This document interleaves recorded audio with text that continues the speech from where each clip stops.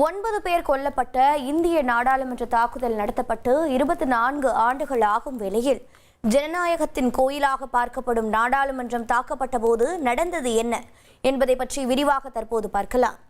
2001 இதே நாள் காலை 11:40 மணி DL 36J 1527 எண் கொண்ட வெள்ளை நிற அம்பாசிடர் கார் நாடாளுமன்றத்திற்குள் நுழைந்தது.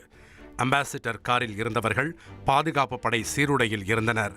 அதுபோக உள்துறை அமைச்சக காவலர் குழு என்ற ஸ்டிக்கர் அம்பாசிடர் காரின் முன்பக்கமாக ஒட்டப்பட்டிருந்தது.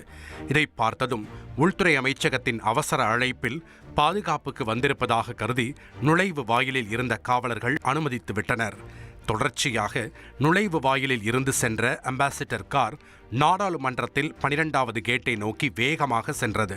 அதே வேளையில் நாடாளுமன்ற 11வது கேட்டில் குடியரசு துணைத் தலைவர் பாதுகாப்பு வாகனங்கள் நின்றிருந்தது. இதனால் நேராக செல்ல முடியாத அம்பாசிடர் கார் இடதுபுறமாக திரும்பியது. அப்போது குடியரசு துணைத் தலைவரின் பாதுகாவலர்கள் காரை தடுக்க முயன்றனர். அம்பாசிடர் கார் மீது காவலர்களுக்கு சந்தேகம் எழுந்தது. அவர்கள் காரை நோக்கி ஓடிய போது பின்னோக்கி வந்த அம்பாசிடர் கார் குடியரசு துணைத் தலைவர் பாதுகாப்பு வாகனம் மீது மோதியது. இதன் தொடர்ச்சியாக அம்பாசிடர் காரை மடக்கிய காவலர்கள் காரை ஓட்டியவரை சட்டையை பிடித்து இழுத்தனர்.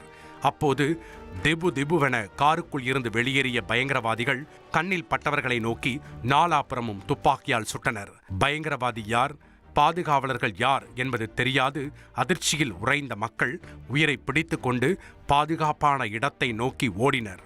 அப்போது பாதுகாப்பு பணியில் இருந்த மத்திய ரிசர்வ் காவல் படையினர் பயங்கரவாதிகளுக்கு பதிலடியை கொடுத்தனர். டெல்லி போலீசாரும் சேர்ந்து சண்டையிட நாடாளுமன்றம் சுற்றி வளைக்கப்பட்டது.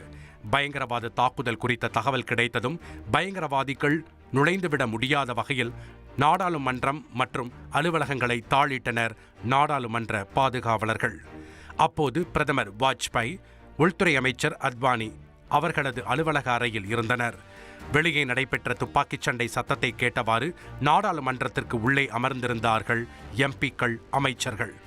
வெளியே பாதுகாப்பு படையினருக்கும் பயங்கரவாதிகளுக்கும் இடையே சண்டை தொடர்ந்தது. பயங்கரவாதிகள் நாடாளுமன்றத்தில் 1வது கேட்டை நோக்கி ஓடிய போது ஒரு பயங்கரவாதி சுட்டுக் கொல்லப்பட்டான். அப்போது அவன் உடலில் வைத்திருந்த வெடிகுண்டுகள் வெடித்து சிதறியது.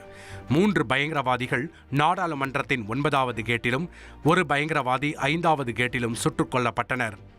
ஜனநாயகத்தின் கோயிலான நாடாளுமன்றத்தில் நடத்தப்பட்ட இந்த பயங்கரவாத தாக்குதல் நாட்டையே உலுக்கியது.